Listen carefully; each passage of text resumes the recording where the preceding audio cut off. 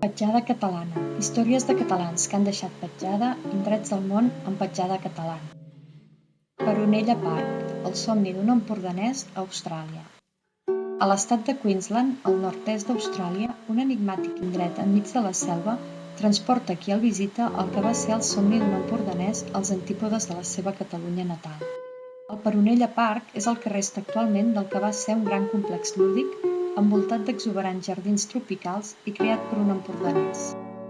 Nascut a la vall de Santa Creu, a l'Alt Empordà, el 1887, Josep Peronella arribà a Austràlia als 26 anys i allà començà a treballar primer en la recol·lecció i després en la venda de la canya de sucre. Peronella comprà el 1929 13 acres de terra a la ribera d'un rierol, Mena Creek.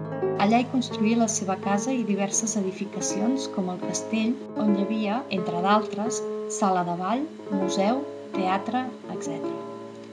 El complex, que també tenia jardins i pistes de tennis, va obrir les seves portes el 1935 i va arribar a ser molt popular. Peronella assumí bona part dels treballs de construcció de les edificacions i la planta hidroelèctrica que generava electricitat del saltant d'aigua de la finca.